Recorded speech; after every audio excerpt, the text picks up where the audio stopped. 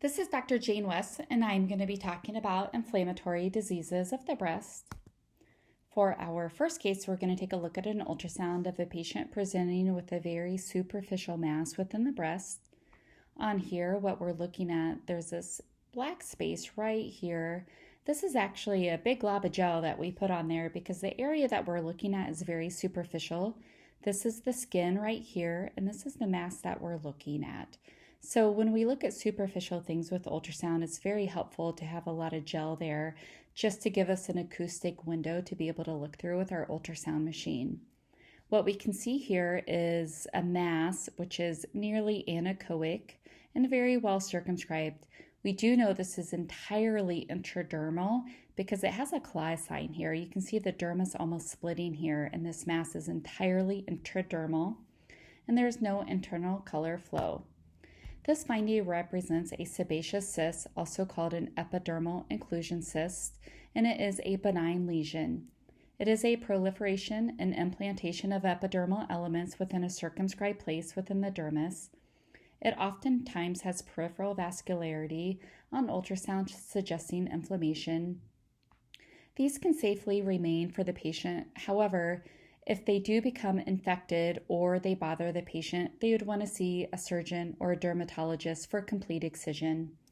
These would not be something we would want to put a needle in and drain in radiology, as there are chemical contents inside that can make a chemical reaction of the surrounding area if we were to intervene that way. So again, complete excision would be the ideal treatment. This is a lactating patient who presented with redness of the skin and slight firmness. On the ultrasound, there is associated skin thickening, and there's just a diffuse edematous appearance of the breast tissue without a discrete mass, fluid collection, or abscess identified. The clinical history along with the imaging findings are most consistent with mastitis, and treatment would include antibiotic treatment. The patient would want to follow up clinically to ensure complete imaging resolution. We have another patient who is also lactating, presenting with a palpable and painful mass in the subareolar region, and there is also some skin redness. On this, we see some skin thickening, but we do see a collection here corresponding to that area that has internal echoes. This likely represents an abscess. It could also represent a solid mass or phlegmon. As we do see an abscess, the treatment would be an ultrasound-guided aspiration of this fluid, which would both provide symptomatic relief as well as a treatment for it. And that fluid we'd sent to pathology for gram stain culture and sensitivity. That way, antibiotic therapy can be tailored to the infection. Again, clinical follow-up would be needed to ensure complete resolution of the clinical symptoms. Again, this represented an abscess. Here's another ultrasound of a lactating patient presenting with the similar symptoms of pain, redness, and a lump. Here we see the skin, which is slightly thickened, but we see this rather large hypoechoic area within the breast. The borders look a little bit more irregular than it had before. This one is a little bit more concerning, that this could be something solid or something not an infectious etiology. So this is also one we would want to do an ultrasound guided aspiration to see if we can get fluid out.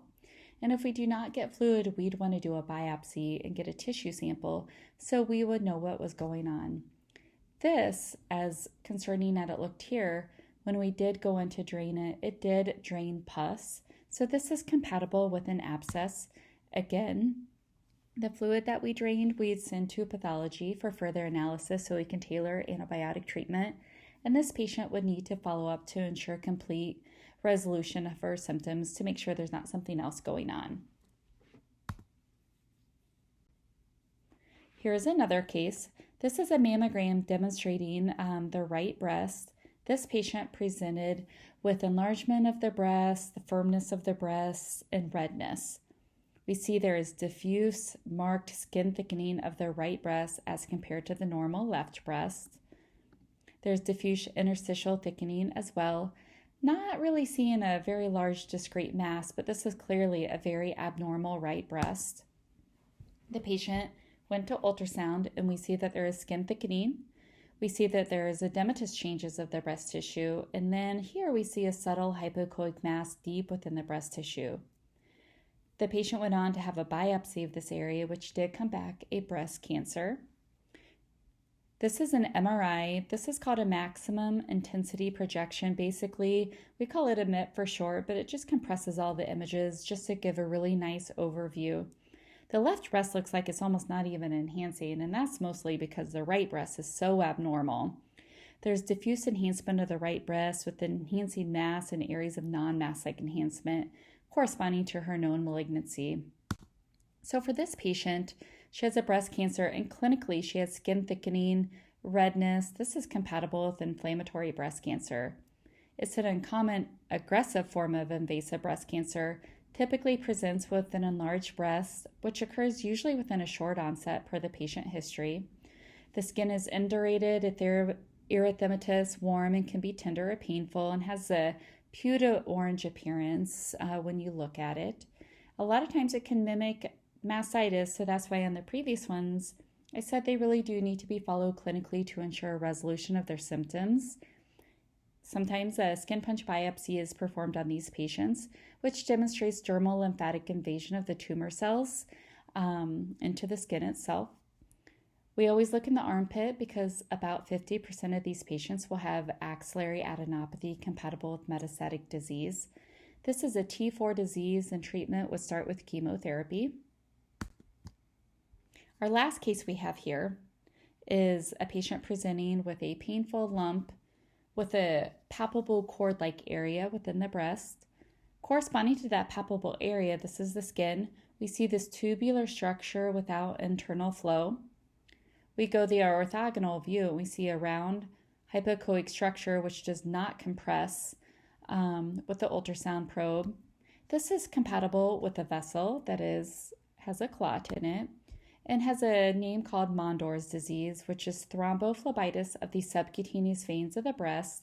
This is a benign and self-limited finding. However, appropriate imaging workup with a mammogram and ultrasound is recommended to ensure nothing else is going on to account for this.